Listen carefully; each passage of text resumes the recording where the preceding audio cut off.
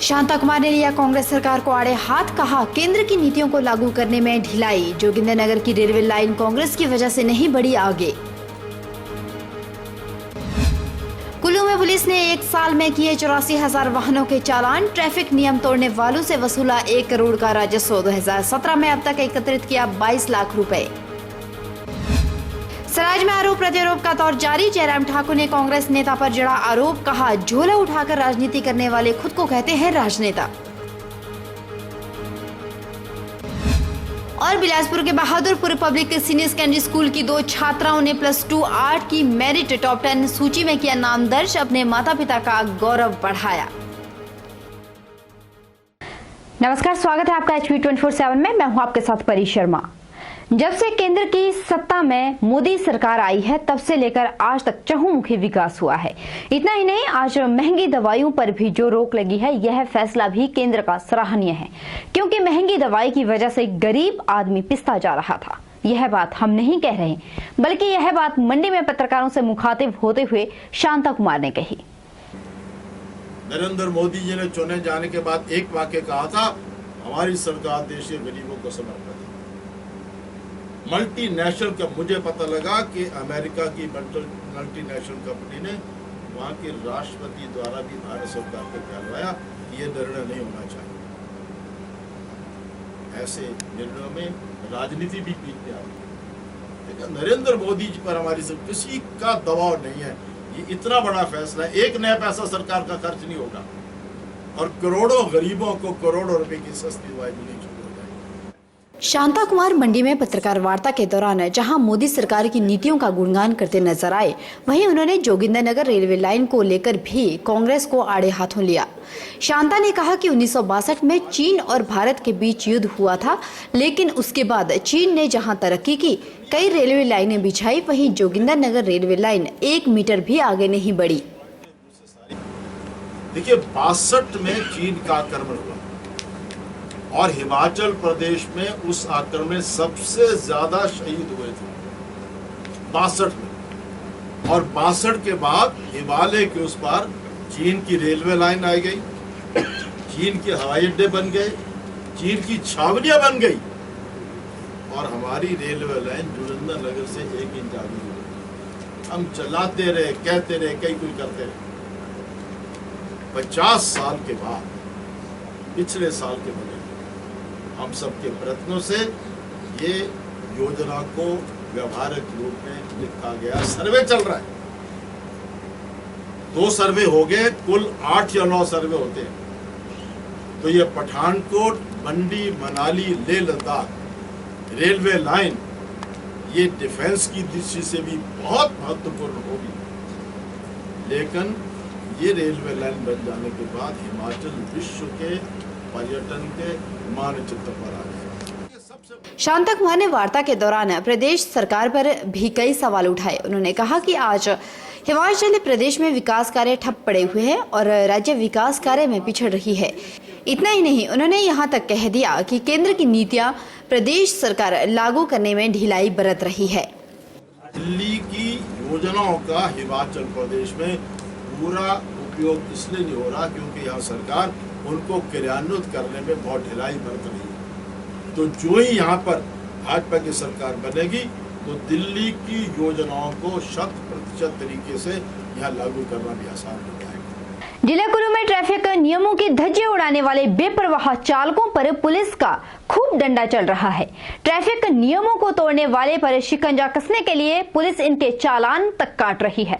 वर्ष 2016 में जिला कुल्लू में पुलिस ने ट्रैफिक नियम तोड़ने वाले करीब 84,000 से ज्यादा वाहनों के चालान काटे और उनमें से 1 करोड़ 8 लाख रुपए से ज्यादा का राजस्व एकत्रित किया। वर्ष 2017 में भी पुलिस ने बेपरवाह चालकों पर शिकंजा कसने का क्रम जारी रखा। अभी तक पुलिस ने जिला कुल्लू में करीब 18,994 वाहनों के चालान काटकर उनमें करीब 22 लाख रुपए का राजस्व एकत्रित किया। जिला कुल्लू में विभिन्न स्थानों पर ट्रैफिक व्यवस्था को सुचारू रखने के लिए पुलिस ने रॉन्ग पार्किंग के चालान किए। अक्सर कुछ चालक बेतरतीब तरीके से सड़क के किनारे अपने वाहन पार कर देते हैं, इससे जाम की समस्या पैदा हो जाती है। वहीं पुलिस ने ट्रैफिक नियमों को तोड़ने वाले बेपरवाह चालकों पर भी शिकंजा कसा है। एएसपी कुल्लू एस नेगी ने बताया कि ट्रैफिक नियमों को तोड़ने वाले चालकों को किसी भी कीमत पर नहीं बख्शा जाएगा। बेतरतीब खड़े और नियम तोड़ने वाले चालकों के चालान काटे जाएंगे। देखिए 2016 में हमने 84,100 चालान किए थे और तकरीबन 1 करोड़ 8 लाख हमने फ़ाइन किया था। और अभी तक जनवरी 2017 से अप्रैल 2017 तक हमने तकरीबन 18,994 चालान किए हैं और हमने 22 लाख अभी तक हमने किया है। कभी आतंकी हमला तो कभी नक्सली हमला और शहीद होते रहे जवान। छत्तीसगढ़ में नक्सली हमले में पालमपुर के संजय कुमार ने भी इसी तरह से शहादत कबूली और अपने परिवार को अकेला छोड़ गए। संजय 2 बेटियां, पत्नी और मां को अपने पीछे छोड़ गए और एक उनके पैरालाइज्ड पिता जो बेसहारा बनकर छोड़ गए और दुनिया से अलविदा कह गए। हिमाचल प्रदेश की देवभूमि के साथ साथ वीर भूमि कहा जाता है क्योंकि यहाँ से कई जवान शहीद हुए हैं।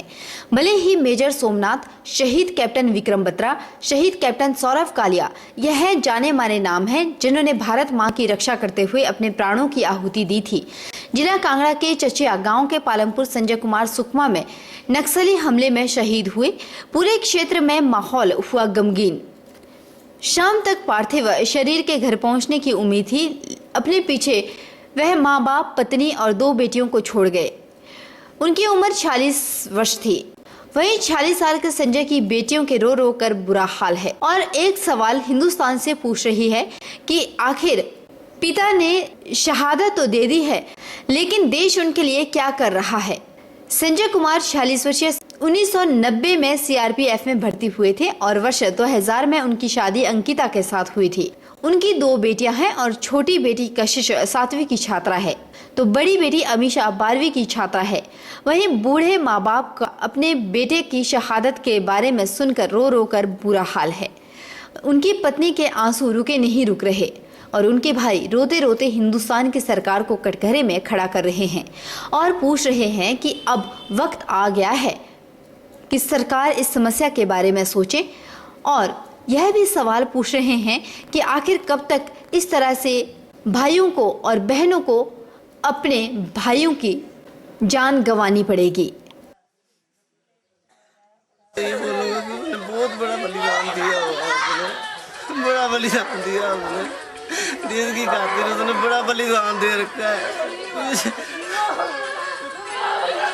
बहुत साधु उसने जो दी है हिंदुस्तान में बहुत से जवानों ने साथ दी है, लेकिन संजय कुमार जो बहुत अच्छा है और देश को उसके ऊपर गर्व है। हमारा तो क्लासमेट, हमारे तो साथ में रहा और बचपन से लेकर हम उसके साथ खेलते पड़े बड़े हुए हैं, लेकिन हमें बहुत दुख है इस चीज़ का कि उनकी शहादत को जो ऐसे इस तरह आतंकवाद में जो है उनकी शहादत हुई है। उपमंडल के गांव धानक में पीने के पानी की समस्या होगी दूर। यह शब्द विधायक किशोरी लाल ने धानक गांव अनुसूचित आबादी के लिए पेयजल योजना का शिलान्यास करने के पश्चात जनसमूह को कहे। उन्होंने कहा कि धानक पेयजल योजना के लिए 80 लाख से ज्यादा जहां है, जिसके लिए टेंडर हो चुके हैं और जल्द ही इस योजना को चालू भी कर दिया जाएगा।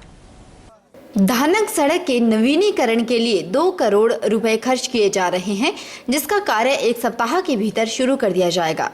उन्होंने कहा कि बढ़ुआ गांव की सड़क को भी जल्द पक्का कर लिया जाएगा। साथ ही उन्होंने पिछले 4.5 वर्षों में पूरी विधानसभा में एक समान विकास करवाया है। इससे पहले पंचायत प्रधान वर्षा चौधरी की अगुवाई में गाँव वासियों ने विधायक को फूल मालाएं पहनाकर जोरदार स्वागत भी किया। कि 80 लाख की लागत से यहाँ पर एक पेयजल योजना जिसका अभी अभी शिलान्यास हुआ शुरू हो जाएगी। इस योजना के पूर्ण होने पर यहाँ जो पानी की कमी थी वो दूर होगी। इस चुनाव क्षेत्र में सड़कों पर खर्च होने जा रहा है। सड़क जो है बनाई जाएगी। और इसी तरह जो सड़क डिपो से ऊपर को जाती है उस सड़क में रिपेयरिंग होगी। और एक बड़ुआ वालों, यहाँ बैठे हैं बड़ुआ के कुछ लोग भी, उन्हें भी मायूस होने की जरूरत नहीं है। उनका जो ज्यादा पोर्शन खराब है, वीरवार या शुक्रवार तक उसमें आरसीसी काम जो है वो शुरू होगा। जो बार बार उखड़ता है उसको ठीक किया जाएगा। मैंने तो बुढ़ुआ में आके भी कहा था कि आपकी सड़क को बनाऊंगा। इस मौके पर चंद्रभान ने बताया कि धानक पेयजल योजना के लिए 80 लाख और कोटली पेयजल योजना के लिए 85 लाख रुपए खर्च किए जाएंगे। वक्त एक छोटे से ब्रेक के उस पार आपको बताएंगे कि क्यों भड़के सराज के विधायक।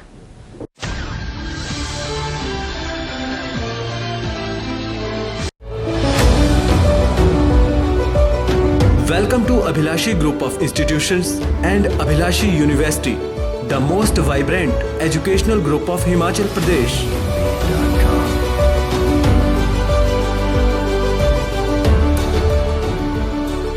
Abhilashi Group gives an opportunity to all its students for better learning.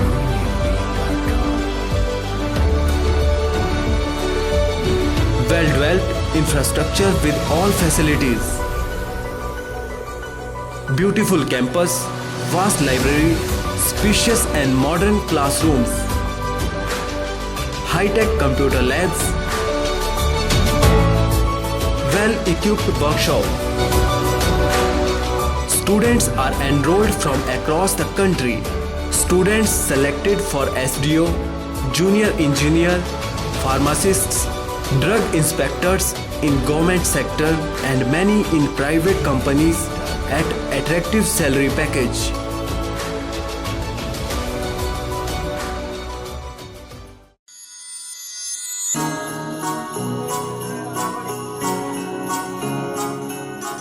Brinda jewellers, सोने व चांदी में एक विश्वसनीय स्थान। यहाँ आपको मिलेंगे 23 कैरेट व हॉलमार्क के शुद्ध गहने।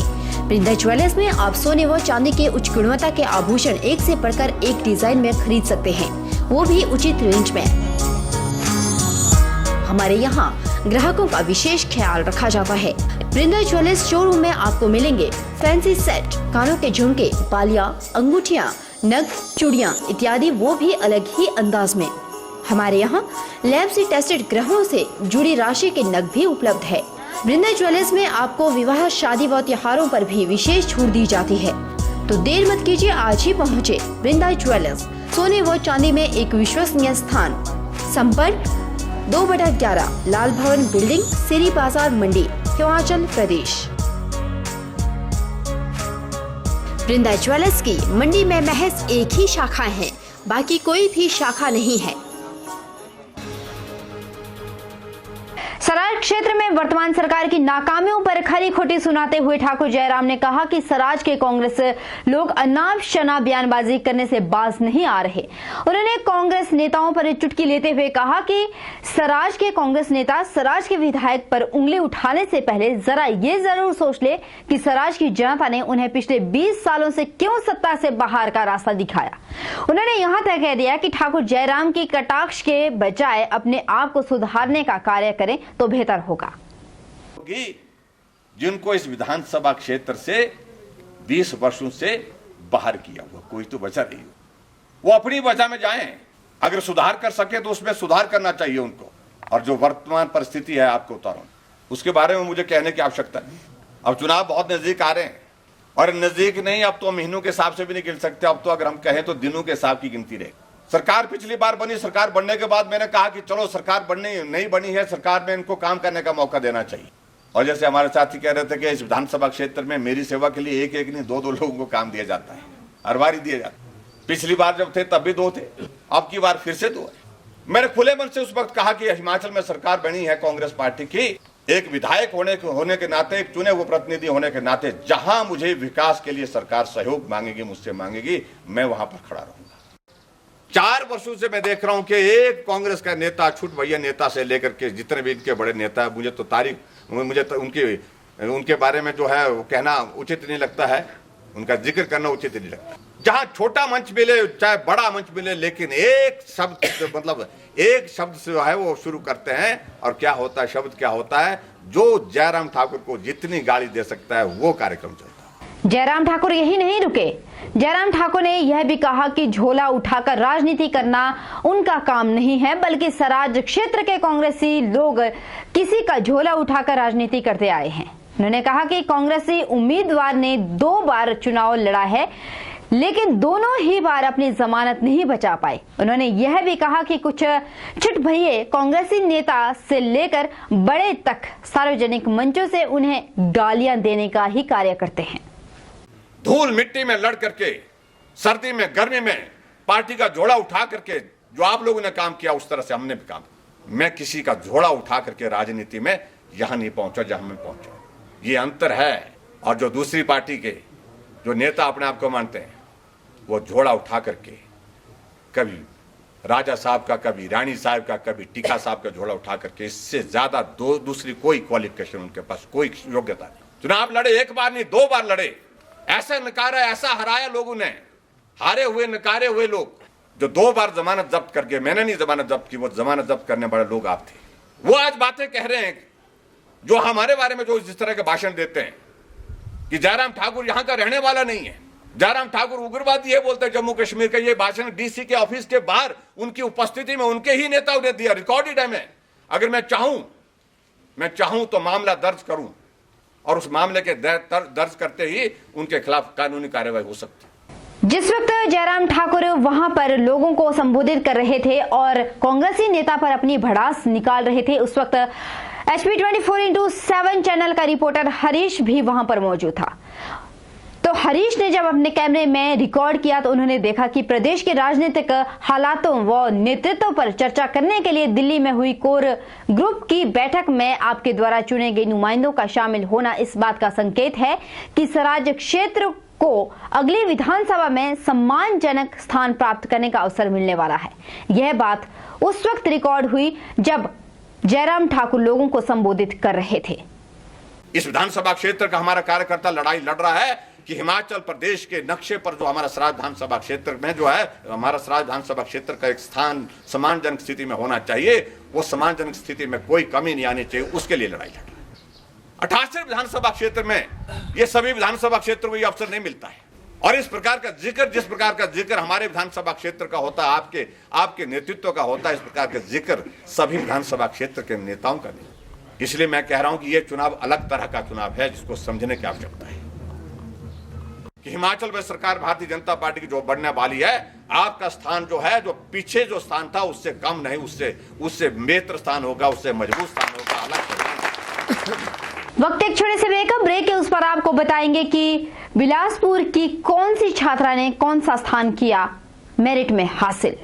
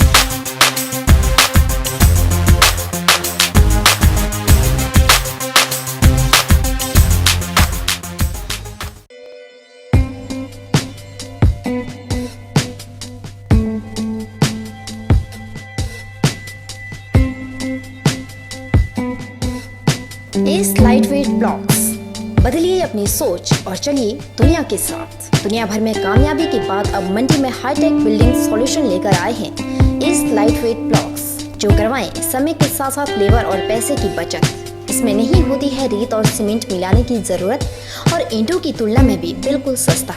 पाइए कम ढुलाई खर्च और कम लेबर में बेहतर परिणाम। भवन निर्माण में आए तेजी, प्लास्टर के खर्च से मिले राहत। S lightweight blocks, waterproof, fire resistant, earthquake resistant, sound proof, thermal insulator के गुणों के साथ ही हल्का होने के कारण बढ़ाए आपके भवन की उम्र। तो देर मत कीजिए, आज ही आइए और अपनाएं इस lightweight blocks. Contact hitech building solution, Solighat Mandi HP near Amar guest house.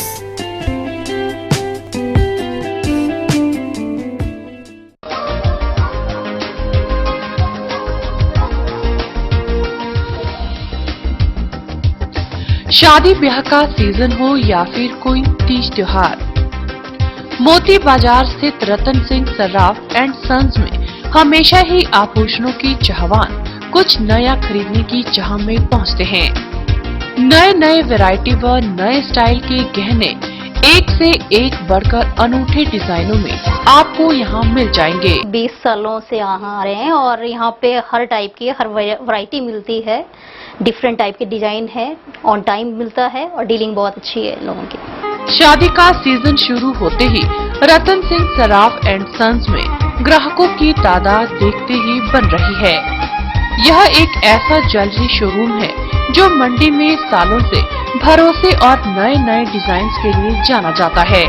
अगर आप भी गहने लेने की सोच रहे हैं तो एक बार जरूर मोती बाजार स्थित रतन सिंह सर्राफ एंड सन्स में पहुँचे या फिर संपर्क करें 9418 300005।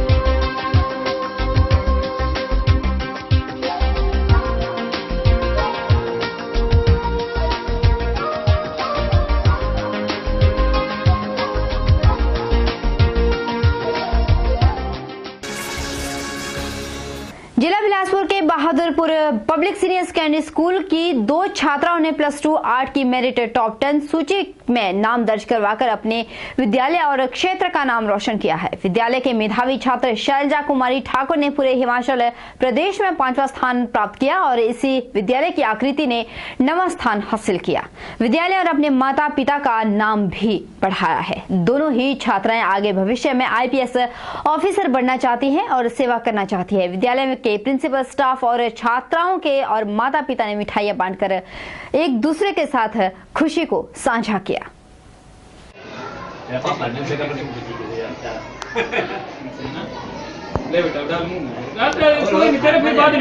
क्रेडिट मैं अपने स्कूल के MD श्री रविंद्र ठाकुर जी और अपने टीचर्स और अपने पेरेंट्स को देना चाहती हूँ। क्या बनना चाहते हैं आप? मैं सबसे पहले जैसे कि हमारे टीचर ने सिखाया एक अच्छा इंसान बनना चाहती हूँ और IAS के रूप में अपने देश की सेवा करना चाहती हूँ। ये जान के कि मैं पूरे हिमाचल में 5th रैंक पर टॉप पर रही हूँ, इसलिए मैं चाहती हूँ, इसलिए मैं अपनी जो सफलता का श्रेय वो अपने माता पिता और टीचर्स को देना चाहती हूँ और मैं भविष्य में IAS ऑफिसर बनना चाहती हूँ।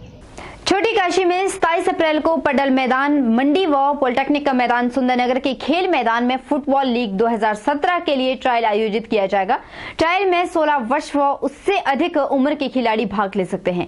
मंडी जिला की चयनित टीम के मुकाबले हिमाचल की 8 अलग अलग जिलों के साथ होंगे।